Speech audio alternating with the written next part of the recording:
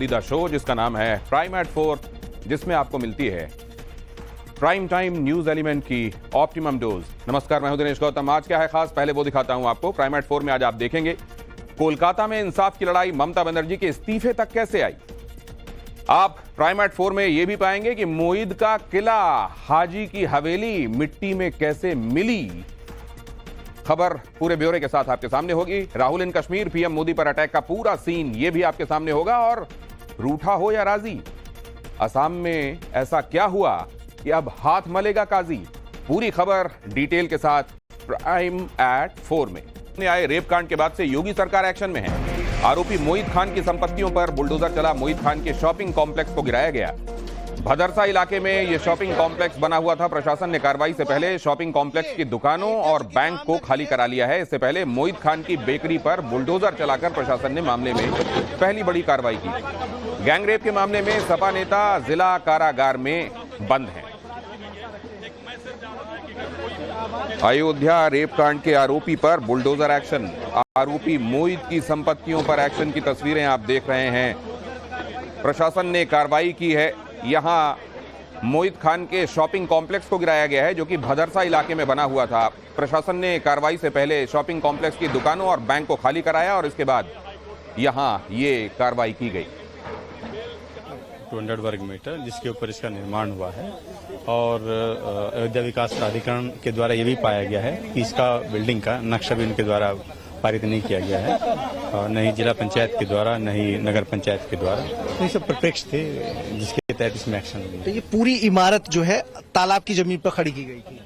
हाँ, इसका एक बड़ा भाग तालाब का निर्मित है। तो इसके अलावा और कौन सी जमीन चिन्हित की गई है जिसकी जांच की गई और उसे भी अब बुलडोजर जो चीजें समक्ष आ रही हैं उस पर एक्शन हो रही है। अभी जस्ट चिन्हीकरण का काम चल ही रहा है। लगाई गई है, एक पिछले हिस्से में, एक इस कोने पर और दो उस कोने पर जेसीबी मशीन लगाई गई है और एक एक करके इमारत के चारों हिस्सों पर एक्शन लिया जाएगा। एक नजीर बनाई जा रही है। अयोध्या चूंकि बहुत खास जगह है, यहाँ पर राम राज की अवधारणा यहीं से संकल्पित होकर पूरे प्रदेश में स्थापित होती है। अगर यहाँ पर कोई इस तरह की घिनौनी वारदात होगी तो सोचिए उसका असर क्या पड़ेगा। तो ऐसे में एक दूसरे तरह का असर, एक इंसाफ की बात पूरे प्रदेश में स्थापित करने के लिए मुख्यमंत्री योगी आदित्यनाथ के निर्देश पर यह कार्रवाई की जा रही है। न सिर्फ अयोध्या में बल्कि कन्नौज में भी बुलडोजर एक्शन जारी है। रेप के आरोपी नवाब सिंह यादव पर एक्शन लिया गया है। कोल्ड स्टोरेज के अवैध निर्माण पर यह बुलडोजर चला। नवाब सिंह के करीबी का यह कोल्ड स्टोरेज बताया जा रहा है। नवाब सिंह यादव पर नाबालिग लड़की से दुष्कर्म का आरोप है। प्रशासन ने अवैध निर्माण को लेकर पहले ही नोटिस चिपका दिया था। 450 वर्ग मीटर जमीन पर कोल्ड स्टोरेज के मालिक का यह अवैध कब्जा बताया जा रहा है। कोल्ड स्टोरेज का जो मालिक है वो नवाब सिंह यादव का करीबी है और ये जगह जहां ये कोल्ड स्टोरेज बनाया गया है, ये एनक्रोच करके इस जगह पर कोल्ड स्टोरेज बनाया गया। यूपी के साथ साथ आज मध्य प्रदेश में भी बुलडोजर गरजा और अब तो बुलडोजर कई जगहों पर इंसाफ का पर्याय प्रतीक बनता जा रहा है। मध्य प्रदेश के छतरपुर में बुलडोजर एक्शन थाने पर पथराव के आरोपियों पर यह बुलडोजर एक्शन लिया गया। शहजाद अली की कोठी पर बुलडोजर चला। पथराव का आरोपी कांग्रेस नेता शहजाद अली। करोड़ों की कोठी को बुलडोजर ने मिट्टी में मिला दिया। हाजी शहजाद अली छतरपुर जिला कांग्रेस का उपाध्यक्ष बताया जा रहा है और वो मुस्लिम समाज का पूर्व अध्यक्ष भी इस इलाके का रहा है। हाजी शहजाद अली पर कल छतरपुर थाने में पथराव कराने का आरोप है। प्रशासन के मुताबिक बुलडोजर के एक्शन में उसकी जद में आई ये कोठी हाजी शहजाद अली ने एनक्रोच करके बनाई थी। 4 आरोपियों के घर पर प्रशासन का बुलडोजर एक्शन हो रहा है। मामले में 46 नामजद और 150 अज्ञात लोगों के खिलाफ केस दर्ज किया गया है। आपको ये मालूम होगा कि उस समय जबकि आवेदन देने के लिए छतरपुर में पुलिस थाने में लोग गए थे, उस समय पथराव किया गया था थाने पर और लोगों पर, और उसी के बाद ये कार्रवाई देखने को मिल रही है। कैमरा 1, 2 और 3 से अलग अलग एंगल से आपको यहाँ हुई इस बुलडोजर कार्रवाई का हम ये पूरा घटनाक्रम बता रहे हैं। 4 मुख्य जो इसमें नामजद आरोपी हैं उन लोगों की संपत्ति पर अभी कार्रवाई हुई है। आगे भी सख्त से सख्त कार्रवाई जारी रहेगी। लगातार चिन्हित किए जा रहे हैं और आरोपी भी चिन्हित किए जा रहे हैं। अभी बहुत सारे लोगों को राउंड अप किया गया है, उनसे पूछताछ जारी है और उस आधार पर जल्दी बहुत सारी गिरफ्तारियां भी होंगी। कोलकाता में इंसाफ के लिए सड़क पर उतरी भारतीय जनता पार्टी। बीजेपी का आरोप है कि ममता ने बलात्कारियों को बचाने की कोशिश की। बीजेपी ने कहा ममता इस्तीफा दें, कोई और होता तो शर्म से इस्तीफा दे देता। बीजेपी ने पूछा कि एफआईआर दर्ज करने में देर क्यों हुई और अगर ये सब लीपापोती हुई है तो अब जिम्मेदारी लेते हुए इस्तीफा क्यों नहीं दिया जा रहा है।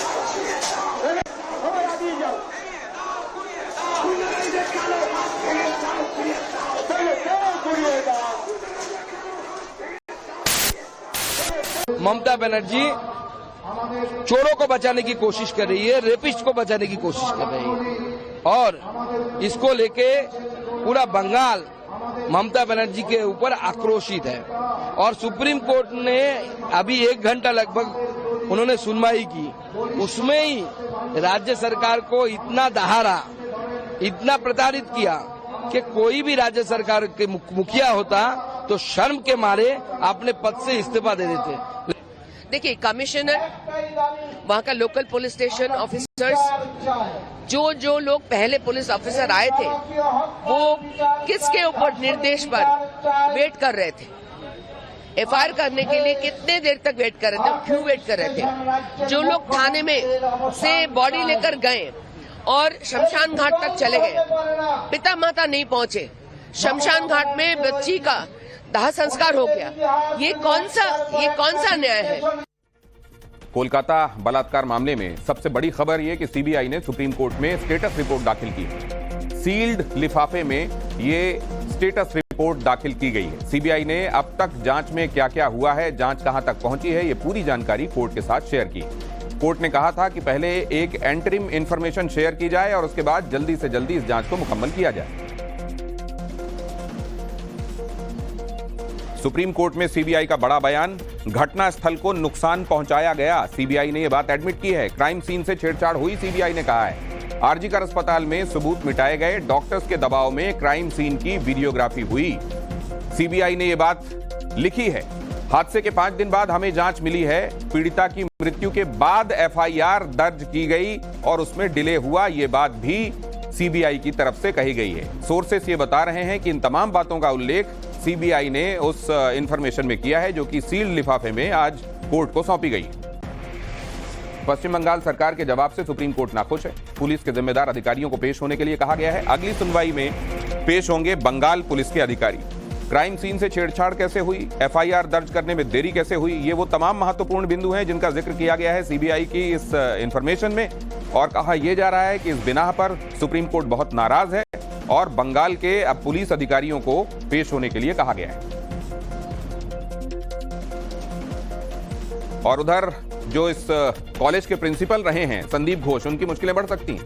लगातार 7वें दिन सीबीआई उनसे पूछताछ कर रही है। आरजीकर मेडिकल अस्पताल के प्रिंसिपल रहे हैं संदीप घोष। आपको मालूम होगा कि संदीप घोष को फिर इस अस्पताल से हटाकर एक दूसरे अस्पताल में नियुक्त कर दिया गया था। तो यह स्पष्ट लग रहा था कि आरजीकर अस्पताल के प्रिंसिपल रहे संदीप घोष के साथ कोई ना कोई शक्तियां काम कर रही हैं और उनको सपोर्ट कर रही हैं। सीबीआई 7 दिन से उनसे पूछताछ कर रही है। पूछताछ अब भी मुकम्मल नहीं हुई। कोलकाता रेपकांड के खिलाफ पटना में प्रदर्शन चल रहा है। रेपकांड के विरोध में छात्राओं का विरोध प्रदर्शन चल रहा है। मानव श्रृंखला बनाकर, ह्यूमन चेन बनाकर स्कूली स्टूडेंट्स का प्रदर्शन हुआ। यहां बंगाल में राष्ट्रपति शासन लगाने की मांग भी की गई। यहां ह्यूमन चेन बनाकर प्रदर्शन किया गया। देखिए ये लड़कियां, स्टॉप वायलेंस अगेंस्ट वुमेन। और सुप्रीम कोर्ट ने किसानों के साथ बैठक जारी रखने का निर्देश दिया है। 2 सितंबर को सुप्रीम कोर्ट में अगली सुनवाई होनी है। एमएसपी को लेकर किसान फरवरी 2024 से आंदोलन पर हैं और सिक्योरिटी को ध्यान में रखते हुए हरियाणा सरकार ने शंभू बॉर्डर को बैरिकेड्स लगाकर बंद कर दिया था। इसके बाद लोकसभा चुनाव की आचार संहिता लागू हो गई। किसानों ने बॉर्डर पर पंजाब की तरफ स्थायी मोर्चा बना लिया है। ऐसे में वहां से आवाजाही बंद है। श्रीनगर से राहुल गांधी ने प्रधानमंत्री नरेंद्र मोदी पर हमला बोला है। इंडी गठबंधन ने पीएम मोदी के आत्मविश्वास को तोड़ दिया है। जम्मू और कश्मीर के लोगों का प्रतिनिधित्व बेहद जरूरी है, राहुल ने कहा। राज्य का दर्जा छीनकर केंद्र शासित प्रदेश बनाया गया। राहुल ने कहा हम जम्मू कश्मीर को राज्य का दर्जा देंगे। राहुल गांधी का यह भी कहना है हम नफरत को मोहब्बत से हराएंगे। उन्होंने यह भी कहा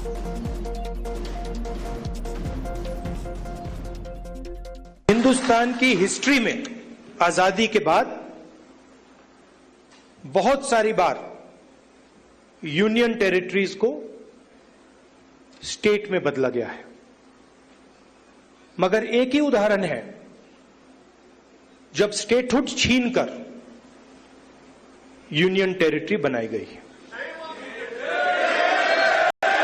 ये पहली बार हुआ है, इससे पहले ये कभी नहीं हुआ था। और हम ये मैसेज देना चाहते हैं कि जम्मू और कश्मीर के जो लोग हैं उनका रिप्रेजेंटेशन जरूरी है, हमारे लिए जरूरी है और देश के लिए जरूरी। अब्दुल्ला परिवार, मुफ्ती परिवार और गांधी नेहरू परिवार ने जम्मू कश्मीर को दहकते शोलों पर फेंका था। यही लाल चौक जहां आइसक्रीम खा रहे हैं, यहां बम चलते थे, पत्थर चलते थे, सेना की गाड़ियों पर हमले होते थे। आज वो जम्मू कश्मीर ऐसा बना है कि लाखों पर्यटक वहां आ रहे हैं, करोड़ों पर्यटक पूरा साल जम्मू कश्मीर में आ रहे हैं। हिंडनबर्ग रिपोर्ट पर कांग्रेस का देश भर में प्रदर्शन देखने को मिला। कांग्रेस ने सेबी प्रमुख के इस्तीफे की मांग की। कांग्रेस ने सेबी प्रमुख पर जांच को दबाने का आरोप लगाया।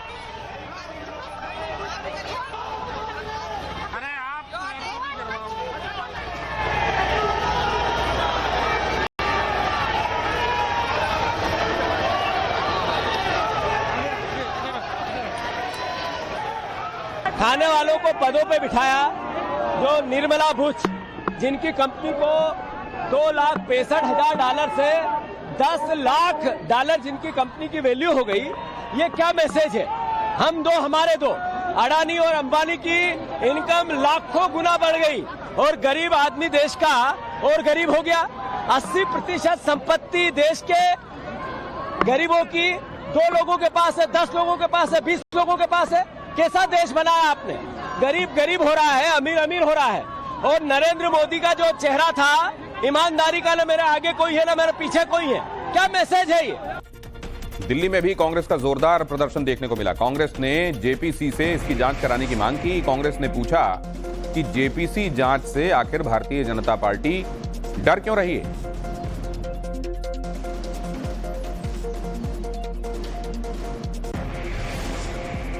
तमाम राजधानियों में, पूरे देश भर में कांग्रेस पार्टी का आज प्रदर्शन है और हम लोग डिमांड कर रहे हैं कि जेपीसी का गठन हो। हम ऐसा मानते हैं कि सुप्रीम कोर्ट के आदेश के बाद सेबी को जांच के आदेश दिए गए थे, सेबी की चेयरपर्सन पर गंभीर आरोप लग गए हैं, तथ्य प्रमाण के साथ सामने आ गए हैं, तो इस जांच का कोई मतलब नहीं है। हजारों करोड़ों रुपए का घोटाला हुआ है, उसकी जांच तब हो पाएगी जब जेपीसी का गठन हो।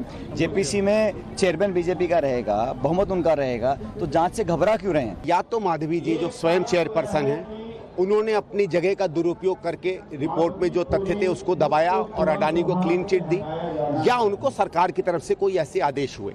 और अगर दोनों नहीं है तो ठीक है, फिर बात में कोई दिक्कत नहीं है। और जब ऐसी बात है तो फिर उन लोगों के तथ्यों से, समयों से, फोन कॉलों से तहकीकात कौन करेगा? कौन पूछेगा सवाल फाइनेंस मिनिस्टर से? कौन पूछेगा सवाल सेबी चेयरमैन से? वो सवाल जो केवल एक समझ लीजिए लीगल दायरे के बाहर से पूछे जाते हैं। ये चीजें केवल और केवल जेपीसी कर सकती है। मगर जेपीसी की पहली बैठक हुई। अल्पसंख्यक मंत्रालय ने इसमें स्पेशल प्रेजेंटेशन दिया। जेपीसी के सदस्यों के सामने ये प्रेजेंटेशन दिया गया। बिल के सभी प्रावधानों के क्लॉजेस को इसमें बिंदुवार तफसील से समझाया गया।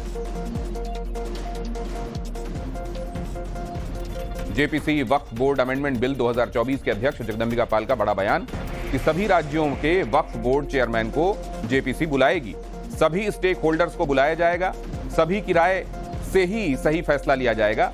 जगदंबिका पाल ने यह बात कही।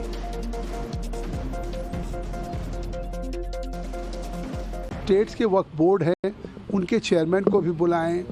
जो हमारे अल्पसंख्यक के माइनॉरिटीज़ के ऑर्गेनाइजेशंस हैं, चाहे all India Muslim personal law board हो, चाहे जमायतुल उलमा हिंद हो, या और हमारे ऑर्गेनाइजेशंस हैं, सुन्नी हैं, शिया हैं, बरेलवी हैं, देवबंदी हैं, अहले सुन्नत हैं, या जो भी आगा खानी हैं, बोरा हैं, उन सब लोगों को हम बुलाएंगे। ज़्यादा से ज़्यादा लोगों को हम अवसर देंगे। जेपीसी मीटिंग पर आम आदमी पार्टी की दो टूक। वक्फ बोर्ड अमेंडमेंट बिल 2024 का विरोध करेगी आम आदमी पार्टी। संजय सिंह ने यह भी कहा कि तू कौन, मैं खामखा। गैर संवैधानिक है, संविधान की धारा 26 के विरुद्ध है और कोई भी बिल संविधान के विरुद्ध नहीं आ सकता। विरोध करेंगे आप इसका वहाँ पे? निश्चित रूप से विरोध करेंगे। अच्छा, एक विषय सर और निश्चित रूप से विरोध करेंगे। तू कौन मैं खामखा? भाई, जिसमें सरकार के हस्तक्षेप का कोई मतलब नहीं है, आप उन धार्मिक कार्यों में, धार्मिक संस्थाओं में हस्तक्षेप कर रहे हैं। कल को आप मंदिरों की जमीनें कब्जा करेंगे, गुरुद्वारों की जमीनें आप कब्जा करेंगे, चर्चों की जमीनें कब्जा करेंगे। हम लोग चाहते हैं गरीब से गरीब, छोटे से छोटे अल्पसंख्यक जो नागरिक है उनको न्याय मिलना चाहिए। और जो कांग्रेस ने जो सच्चर आयोग रहेंगे 1995 का जो अमेंडमेंट है, उसके पहले का अमेंडमेंट है, जो उन्होंने इसके ऊपर जो कमेटी बनाई थी और वो जो कमेटी ने जो रिपोर्ट रखा था उसके ऊपर ये बिल है। ये अलग कुछ नहीं हम लोग कर रहे हैं। उन्होंने किया नहीं, जो उन्होंने ही कमेटी कांग्रेस ने की थी और उस पर उन्होंने निर्णय नहीं लिया, तो उसी के ऊपर ही ये बिल हम लोगों ने लाया है। और आगे आपको दिखाने वाले वर्मा का बहुत बड़ा फैसला कि मुस्लिमों की शादी का रजिस्ट्रेशन अब गवर्नमेंट करेगी।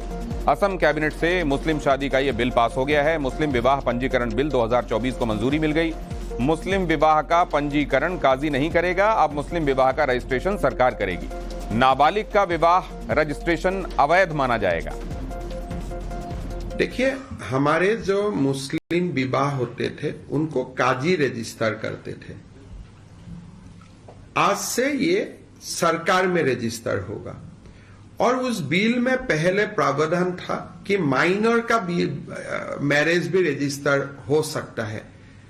आज से माइनर का शादी रजिस्ट्रेशन नहीं होगा।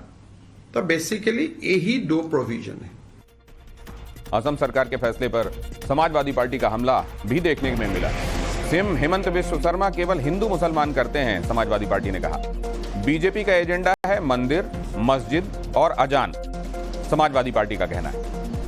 अजान, लव जिहाद, हिजाब, आसाम के जितने भी मुद्दे हैं वो केवल हिंदू मुसलमान, मंदिर मस्जिद, भजन कीर्तन, अजान, लव जिहाद, हिजाब, नकाब, मदरसा, फिल्में, मज़ारे, यूसीसी, हलाल प्रोटेक्ट, इन्हीं सब के इर्द गिर्द आसाम की राजनीति घूमती रहती है। और आसाम के मुख्यमंत्री जी जब भी कोई ट्वीट करते हैं तो कहीं ना कहीं हिंदू मुसलमान या मंदिर मस्जिद से जुड़े ही इशू होते हैं। कभी वो रोजगार पर नहीं बोलते हैं, कभी वो ट्वीट आसाम की तरक्की के लिए नहीं करते, आसाम को नया रास्ता दिखाने के लिए नहीं करते। तो जो जहाँ तक मुस्लिम विवाह के पंजीकरण का सवाल है तो उस पर समाजवादी पार्टी को कोई टिप्पणी नहीं करनी है। आसाम में या देश में भारतीय जनता पार्टी के पास केवल मुद्दे भटकाने वाले हैं। और करीब 13 लाख सरकारी कर्मचारियों की सैलरी पर तलवार लटक रही है। योगी सरकार ने आदेश जारी किया है कि 31 अगस्त से पहले संपत्ति का ब्यौरा ऑनलाइन करना होगा, नहीं तो सैलरी रोक दी जाएगी। आपको बता दें कि रिपोर्ट्स के मुताबिक अब तक महज 26% सरकारी कर्मचारियों ने मानव संपदा पोर्टल पर अपनी संपत्ति का विवरण ऑनलाइन किया है। बाकियों का अभी यूं सार्वजनिक किया जाना बाकी है और डेडलाइन कब की पूरी हो चुकी है, जिसके बाद योगी सरकार ने एक और नई डेडलाइन दी है और जल्द से जल्द संपत्ति का ब्यौरा ऑनलाइन कर देने का आदेश दिया है। आपको बता दें कि आईएएस, पीसीएस को भी अपनी संपत्ति का ब्यौरा ऑनलाइन सार्वजनिक करना होगा।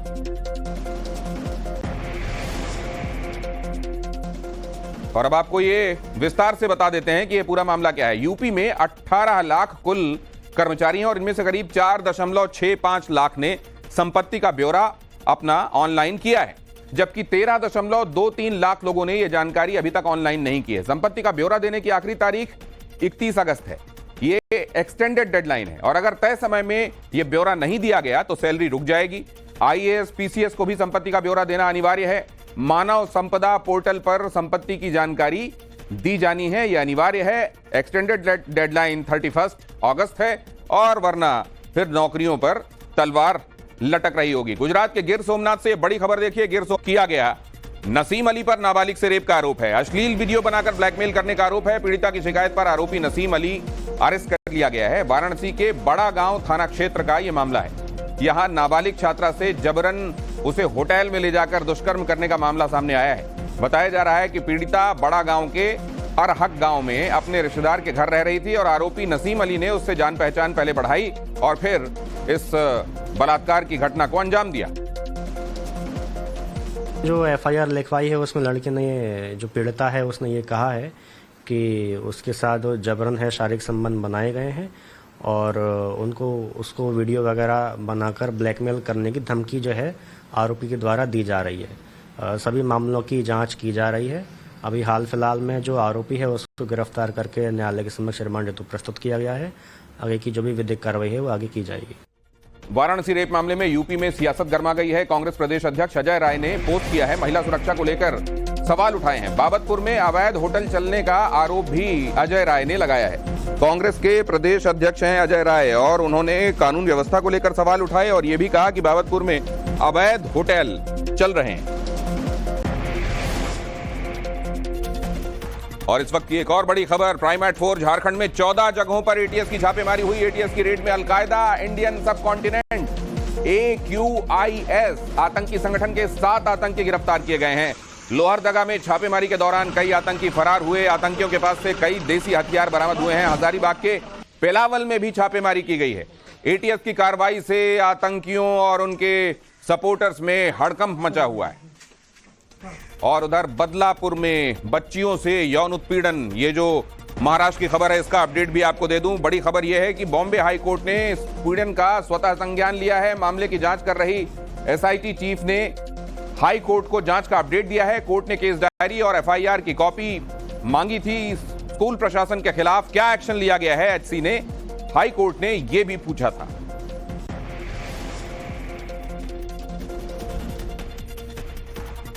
पंजाब पुलिस को इस बीच एक बड़ी कामयाबी मिली है। नाभा जेल ब्रेक कांड के मास्टरमाइंड को धर दबोचा गया है। रमनजीत सिंह उर्फ रोमी हांगकांग से गिरफ्तार किया गया है। रोमी को गिरफ्तार करके भारत लाया जा रहा है। यहां तस्वीरों में आपको रोमी दिखाई दे रहा है जिसको गिरफ्तार किया गया है हांगकांग से और अब उसे भारत लाया जा रहा है। नाभा जेल ब्रेक कांड का मास्टरमाइंड। और आगे आपको दिखाने वाले हैं